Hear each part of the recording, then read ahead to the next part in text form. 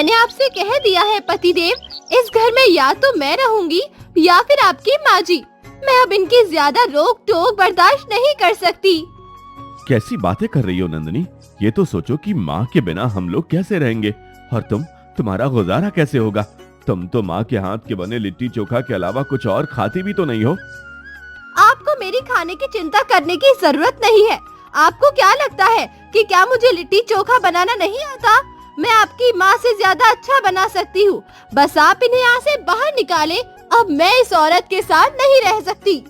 नंदिनी, एक बार फिर सोच लो। मैं भी तो माँ के हाथ के बने खाने के बिना नहीं रह सकता।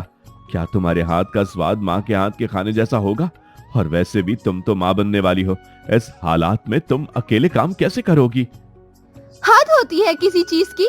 आपको हर वक्त अपनी ही पड़ी रहती है, अपने खाने की, अपने आराम की। मेरे सुख, मेरी शांति की तो आपको कोई परवाह ही नहीं है। तुम्हारे बारे में ही सोच रहा हूँ। अगर माँ चली गई तो तुम कैसे काम करोगी? अच्छा, तुम गुस्सा मत करो, मैं अभी माँ से जाकर बात करता हूँ। अब की बार नंदिनी ने सूरज के सामने अपने दोनों हाथ गुस्से से जोड़ दिए थे। अपने कमरे में बैठी सीता इन सारी बातों को सुन रही थी। उसकी आंखों से लगातार आंसू निकल रहे थे। सीता ने आज तक अपनी औलाद के लिए क्या कुछ नहीं किया था। पति के बाद लोगों के घरों में काम करके अपने बेटे को पाला, उसे काबिल बनाया, और आज उसका ही बेटा अपनी पत्नी के कहने पर उसे घर से निकालने की बात कर रहा था। सूरज अपनी माँ के कमरे में आता है। माँ, नंदिनी जिद कर रही है कि वह आपके साथ इस घर में नहीं रह सकती, इसलिए मैंने फैसला किया है कि आप मौसी के घर जाकर रह ले। जब नंदिनी का गुस्सा कम होगा तो मैं आपको खुद ही लेकर आ जाऊंगा। आप खुद से वापस मत आइएगा। सीता आंखों में आंसू लिए बिना कुछ कहे अपने बेटे को देखती रही। सूरज ने माँ के 4 जोड़े और जरूरत का कुछ सामान एक बैग में डाला। माँ, देखकर बताइए, क्या इस बैग में कुछ और भी डालना है? नहीं, किसी चीज की भी जरूरत नहीं है। तो चलिए, मैं आपको मौसी के घर छोड़ दूं। रहने दो, इस झंझट की क्या जरूरत है। तुम अपनी पत्नी के पास रहो, उसकी मनहार करो। मैं जानू, मेरा काम जाने। सीता अपनी बहन के घर आ जाती है। सारी बात जब वो अपनी बहन लक्ष्मी को बताती है तो उसे भी मन ही मन बहुत दुख होता है। ये तो बहुत गलत हुआ दीदी। आपके अपने बेटे को तो आपका साथ देना चाहिए था। मैं नहीं समझती थी कि सूरज शादी के बाद ऐसा निकलेगा, आंखें माथे पर ही रख लेगा। आपको उसे समझाना तो चाहिए था दीदी। कैसी बातें करती हो लक्ष्मी? तो तुम्हें क्या लगता है, क्या मैंने अपने बेटे को समझाया नहीं होगा? जब से इसकी शादी हुई है, इसकी पत्नी ने घर आते ही मुझसे जाने किस बात की दुश्मनी पाल रखी है। अरे, मैं तो घर के सारे काम भी करती हूँ, इसे कभी सोते हुए भी नहीं उठाया। बेटे के भी सारे काम मैं खुद ही करती हूँ, मगर फिर भी वो मुझे बर्दाश्त नहीं कर सकती। छोड़िए फिर दीदी, इन लोगों के बारे में सोच सोच कर परेशान मत होइए। खुद को दुखी ना करे, जिन्हें आपकी परवाह नहीं। हम दोनों बहनें एक साथ ही रहेंगी, एक दूसरे का ख्याल रखेंगे और एक दूसरे का सहारा बनेंगे। सीता ने आहिस्ता आहिस्ता अपने दिल को समझा लिया। बेटे की याद तो आती तो वो खुद को घर के कामों में व्यस्त कर लेती। लक्ष्मी चिकन बेचने का काम करती थी। एक दिन सीता कहने लगी, मैं घर में बैठी बैठी बोर हो जाती हूँ। मैंने सोचा है कि क्यों ना मैं भी कोई काम कर लूँ, कुछ बनाकर बेचना शुरू कर दूँ। ठीक है दीदी, अगर आप काम करना चाहती है तो आप शौक से करें, मैं आपको रोकूंगी नहीं। आप भी मेरे साथ चलकर चिकन बेच लिया कीजिए। मैं सोच रही हूँ कि मैं चिकन लिट्टी बनाना शुरू कर दूँ। चिकन लिट्टी मैं बचपन से ही बहुत शौक से बनाती हूँ, और तुम तो जानती हो कि इसका स्वाद भी कितना अलग होता है। हाँ दीदी, ये बात तो आपने बिल्कुल सच कही। आपके हाथ की बनी हुई चिकन लिट्टी का मुकाबला बड़े से बड़ा रसोइया भी नहीं कर सकता। मगर दीदी, आप इसके लिए कौन सा खास तरीका इस्तेमाल करती है? आज तक आपने मुझे भेद नहीं बताया। इस बात पर सीता बड़े अनोखे अंदाज में हंस पड़ी। ये भेद तो मैं कभी किसी को भी नहीं बताऊंगी। यही तो बात है जो मेरे हाथ के बने हुए लिट्टी चोखे को सबसे अलग बनाती है। दोनों बहनें फिर अपनी पुरानी बातों में खो गई, कुछ पुरानी यादें करने लगी। वक्त तौर पर सीता अपने बेटे और बहू के दिए गए दुख को भूल गई। अगले दिन वे दोनों बहनें अपने ठेले पर आई थी। अगर भूख लगी है तो चिकन लो, स्वादिष्ट चिकन जो भूख भी मिटाए और स्वादिष्ट भी हो। गांव के कुछ लोग उनके ठेले पर आ गए। लक्ष्मी दीदी, आज मजदूरी करके आया हूँ तो बहुत थक गया हूँ, बहुत भूख लगी है, जल्दी से मुझे चिकन रोटी दे दे। लक्ष्मी ने रामू को चिकन रोटी दे दी। देखते ही देखते रामू के कुछ दोस्त भी वहाँ पर आ गए। रोटी भी खत्म हो गई थी। दीदी, और रोटी मिल जाएगी क्या? अरे रामू भैया, सारी रोटियां तो खत्म हो गई है, आप थोड़ा इंतजार करें, मैं ताजा रोटी बना कर देती हूँ। अरे नहीं दीदी, हम इंतजार ही तो नहीं कर सकते, हमने दोबारा काम पर भी जाना है। आप लोग चिंता मत करो, मेरे पास चिकन लिट्टी है, मैं वो आपको दे देती हूँ। आपकी भूख भी मिट जाएगी और आपको बहुत पसंद भी आएगी। ठीक है दीदी, आप चिकन लिट्टी ही दे दे, इस वक्त इतनी भूख लगी है कि कुछ भी चलेगा।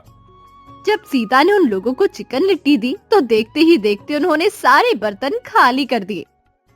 अरे दीदी, आज तो स्वाद ही आ गया, इतना स्वादिष्ट खाना हमने पूरे जीवन में कभी नहीं खाया।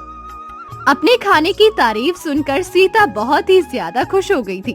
खुशी से कहने लगी, आपका बहुत बहुत धन्यवाद भैया, जो आपने मेरे खाने की इतनी तारीफ की, मेरी इतनी हिम्मत बढ़ाई। दीदी, आप एक काम क्यों नहीं करती, आप भी चिकन लिट्टी बनाकर बेचना शुरू कर दें, देखिएगा आपके पास रोजाना ग्राहकों की लाइनें लग जाएंगी। वो सब तो ठीक है भैया, मगर मैं ये काम छोटे पैमाने पर ही कर सकती हूँ, 10-12 लोगों के लिए ही बना सकती हूँ। इससे ज्यादा अगर बनाया और ग्राहक ना आए तो मेरा नुकसान हो जाएगा। कैसी बात कर रही हैं दीदी, इतना स्वादिष्ट खाना भला कौन छोड़ेगा। भैया, आप मेरी इतनी हिम्मत बढ़ा रहे हैं, आपका बहुत बहुत धन्यवाद। मगर आप शायद ये बात भूल रहे हैं कि गांव में चिकन लिट्टी बनाने वाले बहुत सारे लोग हैं, जिनके पास कई सालों से लोग जा रहे हैं।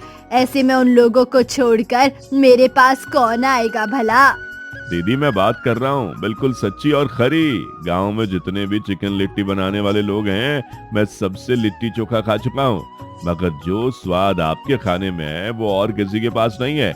मेरी माने तो आपको अपना काम शुरू कर लेना चाहिए, कल मैं और भी आपके पास ग्राहक लेकर आऊंगा। सीता ये सुनकर खुश हुई, मगर मन ही मन परेशान भी हो गई थी। परेशान क्यों लग रही हो, क्या हुआ है? मैं सोच रही हूँ कि गांव में जो लोग लिट्टी चोखा बना रहे हैं, वे कहीं मुझसे अपना बैरी ना बनना शुरू हो जाए कि उनके ग्राहक उन्हें छोड़कर मेरे पास आ रहे हैं। मैंने तो सोचा था कि सिर्फ 2-4 लोगों के लिए लिट्टी चोखा बना लिया करूँगी, शौक भी पूरा हो जाएगा और थोड़े बहुत खर्चे के पैसे भी आ जाएंगे। दीदी, हर इंसान अपनी मर्जी का काम करने में बिल्कुल आजाद है, कोई उसे किसी काम से रोक नहीं सकता। आपके हाथ में पकवान का स्वाद दिया है तो आपको इस हुनर का फायदा उठाना चाहिए। मैं तो आपसे यही कहूँगी, बाकी आपकी मर्जी। अगले दिन फिर से जब सीता ने लिट्टी चोखा बनाया तो रामू उसके पास और ग्राहकों को लेकर आया।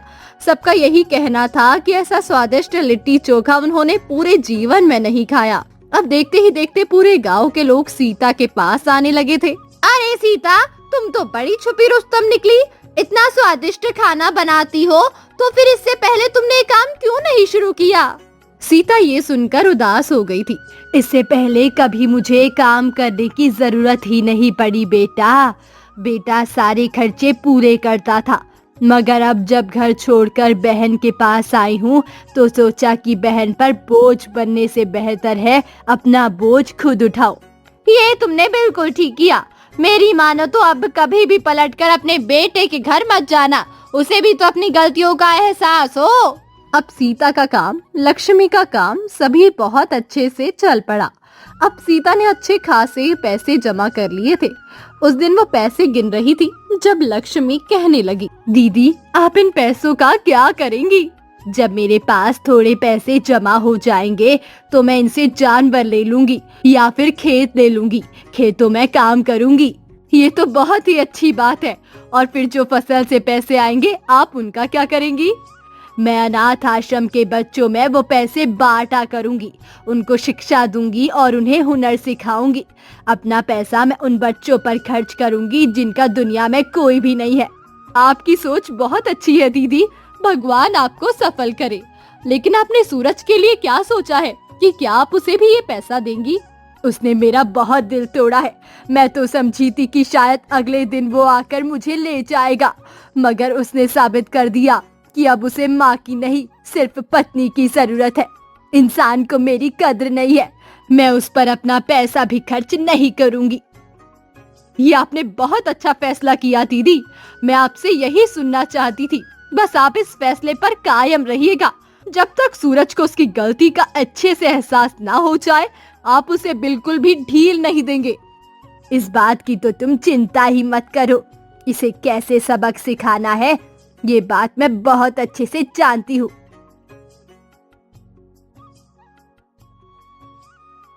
दिन ब दिन सीता के पास लोगों का आना बढ़ता जा रहा था और उसके पास पैसा भी जमा होता जा रहा था, जबकि सूरज इन दिनों अपने घर के हालात की वजह से बहुत परेशान था। शाम को घर आता तो नंदनी उसके साथ जरा जरा सी बात पर लड़ाई करने लगती। आपसे मैंने कहा था कि मेरा तीखा खाने का दिल चाह रहा है, वापसी पर मेरे लिए मोमोज लेकर आइएगा और साथ में कुछ और चटपटा भी। देखो नंदनी, मेरे पास जितने भी पैसे थे महीना खत्म होने से पहले ही सारे खत्म हो चुके हैं। तुम्हारी रोज रोज की फरमाइश से मैं तंग आ गया हूँ। हम मेरे पास फूटी कौड़ी भी नहीं है। नंदनी तो ये सुनकर ही जोर जोर से रोने लगी। अच्छा, जब आपकी माँ यहाँ पर थी तो तब तो आपने कभी इस तरह से जवाब नहीं दिया। माँ की भी हर बात आप मानते, जो कहते आप उन्हें लाकर देते, और जब मैंने फरमाइश कर दी तो आपको बुरा लग गया। देखो नंदनी, जब माँ यहाँ पर थी तब हालात ऐसे नहीं थे। क्या कहना चाहते हैं आप? मैं फिजूल खर्च हूँ, आपकी कमाई को संभाल कर इस्तेमाल में नहीं रखती हूँ। मेरा ये कहने का मतलब नहीं था, मगर देखो, जब रोज रोज बाहर से खाना आएगा तो पैसे कैसे बचेंगे? माँ तो घर पर खाना बनाती थी और बनाती भी इतनी स्वादिष्ट थी कि बाहर का खाना खाने को दिल नहीं चाहता था। और तुम देखो तो, तुम्हें तो ठीक से खाना बनाना भी नहीं आता। नंदनी ने इस बात पर जोर जोर से रोना शुरू कर दिया। हाय मेरे तो नसीब ही फूट गए, जो तुम्हारे जैसे आदमी के साथ शादी कर ली, जो मुझे ढंग का खाना भी नहीं खिला सकता। सूरज उसके रोने धोने से तंग आ गया था। नंदनी, तुम रोना बंद करो। तुम्हारी हालात के लिए इस तरह रोना ठीक नहीं है। मैं अपने किसी दोस्त से पैसे उधार लेकर आता हूँ और तुम्हारे लिए मोमोज और चाट लेकर आता हूँ। सूरज ने अपने दोस्त मोहन से पैसे उधार लिए और फिर अपनी पत्नी की फरमाइश पूरी की। रात को चिकन लपेटा खाने का मेरा मन चाह रहा है, अच्छे से बना लेना। आपको तो बस अपने खाने की ही पड़ी रहती है, मेरी तो आपको कोई फिक्र ही नहीं है। नंदनी ने रात को चिकन लपेटा बनाया, मगर वो जरा भी स्वादिष्ट नहीं था। नंदनी, जब माँ खाना बनाती थी तब तुम उनके पास खड़ा होकर क्या उन्हें खाना बनाते हुए नहीं देखती थी?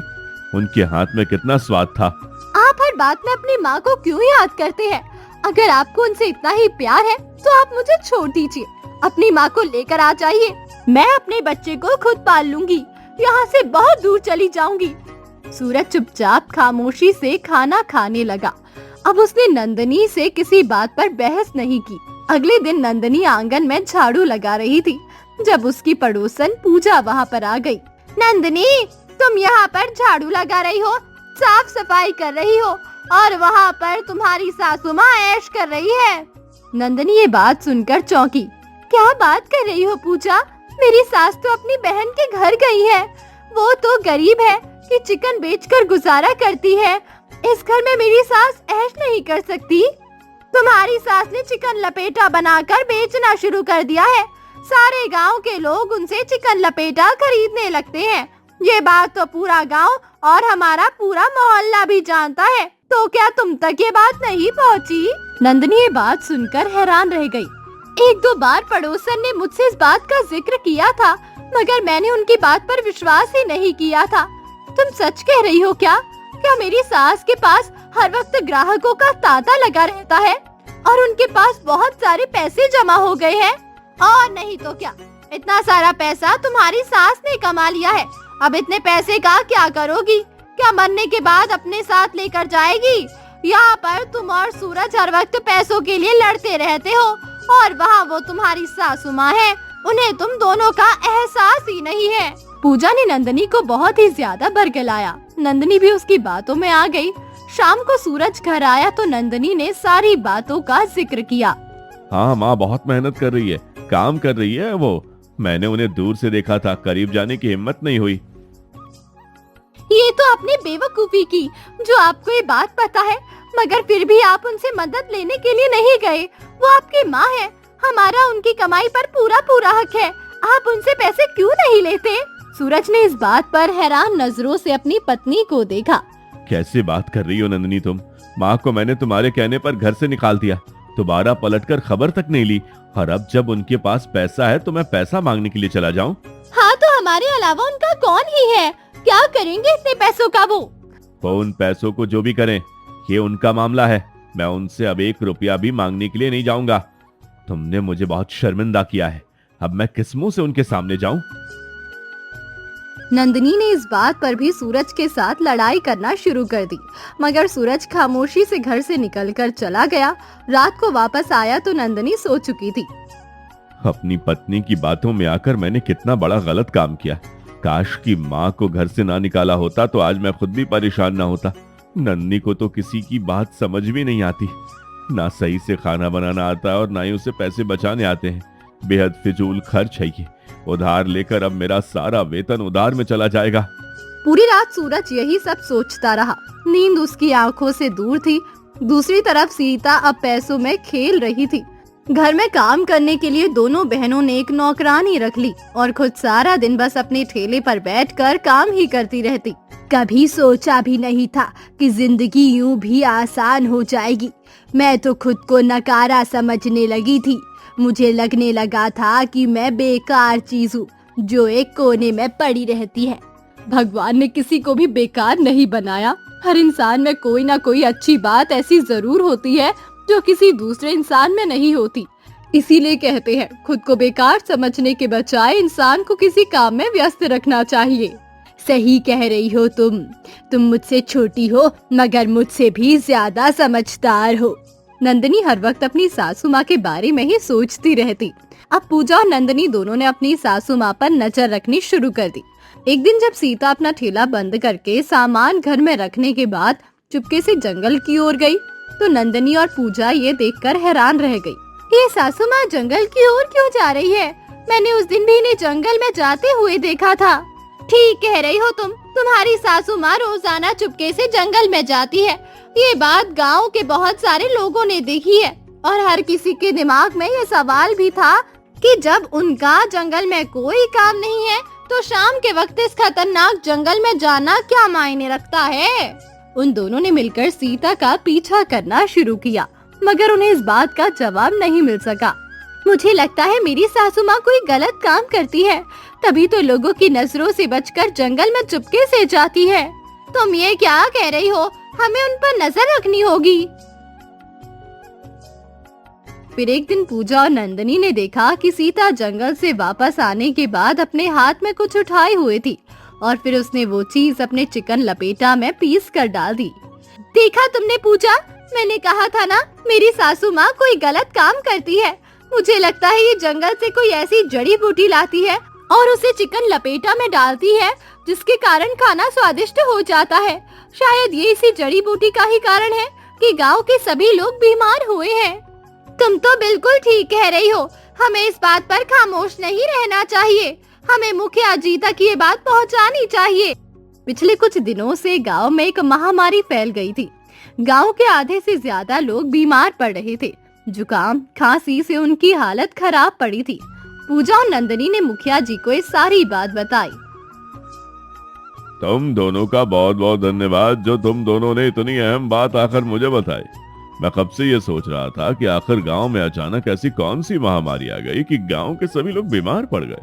मुझे लगता है ये उसी औरत का कारनामा है। मैं आज उसे बुलाता हूँ और उससे पूछता हूँ।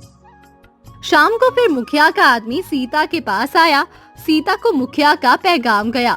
सीता उसके साथ मुखिया के घर आ गई। प्रणाम मुखिया जी, आपने मुझे बुलाया?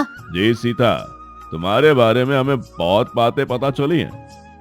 कहिए मुखिया जी, ऐसी कौन सी बात है जिसको सुनकर आप इतने परेशान हो रहे हैं, और हमें आपने यहाँ पर क्यों बुलाया है? इसके संबंध में हम तुमसे बात करना चाहते हैं। पहले तो ये बताओ कि तुम अपने चिकन लपेटा में ऐसा क्या डालती हो जिसको खाने के कारण गांव के सभी लोग बीमार पड़ गए। अब तुम इस बात से मुकर नहीं सकती। तुम्हारी बहू और पड़ोसन ने खुद तुम्हें अपने चिकन लपेटा में कोई चीज मिलाते हुए देखा है। बताओ मुझे, क्या चीज है वो? सीता को ये बात सुनकर बहुत बड़ा झटका लगा। मेरी बहू ने साबित कर दिया कि वो कभी भी मेरी हितैषी नहीं हो सकती। घर से निकालने के बाद भी वो मेरे पीछे पड़ी है। अब अगर आज मैं सच नहीं बोली तो मुझे शायद हमेशा के लिए मुजरिम बना दिया जाएगा। बोलिए सीता बहन, आपके पास अपनी सफाई में बोलने के लिए कुछ है या मैं पुलिस को यहाँ बुलाऊं? मुखिया जी, जैसा आप समझ रही हैं वैसी कोई बात नहीं है। मैं अपने चिकन लपेटा में कोई खराब चीज नहीं डालती, बस जड़ी बूटियां पीस कर चिकन लपेटा में डालती हूँ, जिससे खाने का स्वाद भी बढ़ जाता है। और ये ऐसा राज है जो मुझे एक साधु बाबा ने बताया था। मैंने बचपन में उनकी बहुत सेवा की थी, उनका ख्याल रखा था, तो उन्होंने मुझे चिकन लपेटा को स्वादिष्ट बनाने का ये राज बताया था। मुखिया जी, इसका कारण मैं क्या जानूं, ये तो वैद्य या डॉक्टर ही बेहतर बता पाएंगे। और वैसे भी गांव में तो बीमारी फैली हुई है, इस बीमारी के कारण ही सभी बीमार है। मैं खुद भी बीमार हूँ, मुझे भी कब से खांसी है। और मेरी बहन लक्ष्मी, वो तो कितने दिन से काम पर भी नहीं आई। गांव की लोगों की बीमारी को आप मेरे चिकन लपेटा के साथ क्यों जोड़ रहे हैं? तभी वहाँ पर मुखिया की पत्नी आ गई। उन्हें भी जोर जोर से खांसी लगी हुई थी। मुखिया जी, मैं आपकी पत्नी से एक सवाल पूछना चाहती हूँ, अगर आपकी इजाजत हो तो। सीता बहन, आप जो सवाल पूछना चाहती हैं पूछिए। नहीं सीता। मुखिया जी, आप मुझे ये बताएं कि आपने कभी मेरी चिकन लपेटा खाई है? अभी तक तो मैंने नहीं खाई, मगर तुम्हारी तारीफें बहुत सुनी है। मुखिया जी, अब आप मुझे बताएं कि अगर गांव के लोग मेरी चिकन लपेटा खाने से बीमार हुए हैं, तो मुखिया जी ने तो आज तक नहीं चखी, वो क्यों बीमार हो गई है? मुखिया ने इस बात पर सिर झुका लिया। बात उसे भी समझ आ गई थी। मैं बहुत शर्मिंदा हूँ सीता बहन, मुझे किसी की बातों में आकर आप पर इस तरह इल्जाम नहीं लगाना चाहिए था। नहीं मुखिया जी, आपको शर्मिंदा होने की कोई जरूरत नहीं है। आपने जो किया आपका वो फर्ज बनता है। गांव के लोगों के लिए आप इतना परेशान हो रहे हैं, ये देखकर मुझे बहुत अच्छा लगा। सीता फिर अपने घर आ गई। सारी बात उसने लक्ष्मी को बताई। तुम्हारी बहू को तुमसे इतनी जलन किस बात की है, ये मुझे आज तक बात समझ में नहीं आई।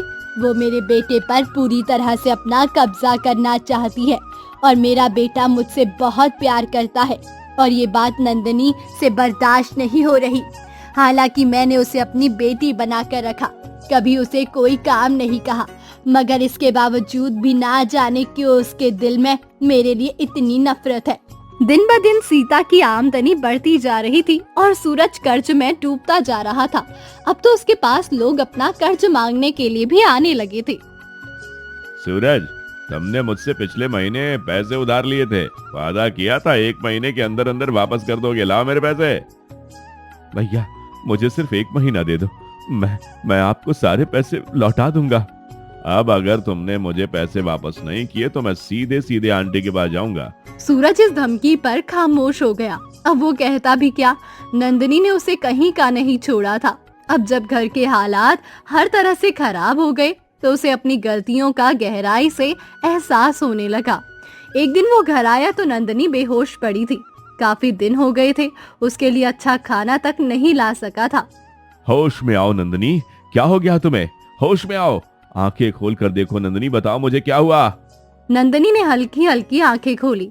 मुझे बहुत भूख लगी है, मेरा फल खाने को मन चाह रहा है, मुझे सब्जी खानी है, मुझे मोमोज खाने हैं, मुझे बहुत भूख लगी है। बेहोशी की हालत में भी नंदिनी बार बार खाने को मांग रही थी। थक हार कर सूरज अपनी माँ के पास आया और फिर रोते हुए उसके चरणों में सिर रख दिया।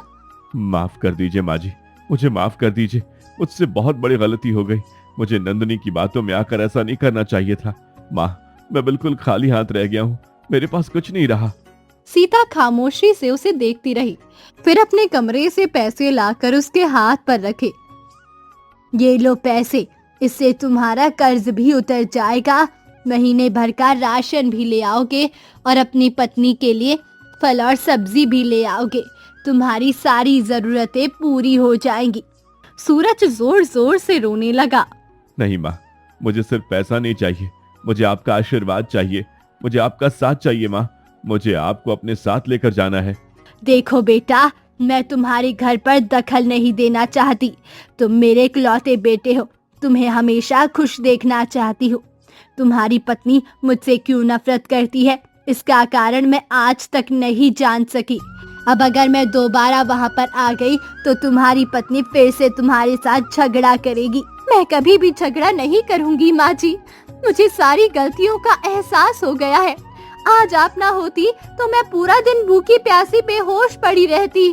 तो मुझे आपकी याद आई शिद्दत से, मुझे रोना आया ये सोचकर कि अगर आज आप मेरे पास होती तो मेरे साथ ऐसा ना होता। नंदिनी भी कुछ देर पहले ही वहाँ पर आ गई थी। पति को रोता देखकर उसकी आंखों में भी आंसू आ गए थे। अब उन दोनों ने सीता के चरणों में बैठकर उसके दोनों पांव पकड़ लिए थे। आपके पांव मैं तब तक नहीं छोड़ूंगी जब तक आप हमारे साथ नहीं चलेंगी। आज मैंने मौत को अपनी आंखों के सामने देखा है माँ जी, आज मुझे लग रहा था कि मेरा दुनिया में आखिरी दिन है। सीता की आंखों में भी आंसू आ गए। वो लाख उन दोनों से नाराज सही, मगर वो इतनी सख्त दिल की नहीं थी कि अपने बच्चों को रोते देखकर भी पिघलती नहीं। लक्ष्मी की भी आंखों में आंसू आ गए। दीदी, अगर इन बच्चों को अपनी गलतियों का एहसास हो गया है, ये आपको लेने के लिए आए हैं, तो अब इनके साथ चली जाओ, इन्हें आपकी जरूरत है दीदी। भगवान का लाख लाख शुक्र है कि देर से ही सही मेरे बेटे को अकल तो आ गई। चिंता मत करो, मैं और लक्ष्मी दोनों तुम्हारे साथ चलेंगे। अब हम हमेशा के लिए एक साथ एक परिवार की तरह रहेंगे। वो सभी फिर एक घर में अच्छे से रहने लगे। नंदिनी ने उस महीने के बाद एक प्यारे से बेटे को जन्म दिया। सब लोगों के चेहरों पर खुशी थी। नंदिनी के बेटे में जान थी और नंदिनी भी अपने परिवार के साथ बहुत खुश थी। उसने कभी अपने सास के साथ ना लड़ाई की और ना उन्होंने दोबारा इसके बाद उससे बदतमीजी की, क्योंकि वो जान गई थी कि वही इस घर की बड़ी है और वो उनके बगैर कुछ भी नहीं है।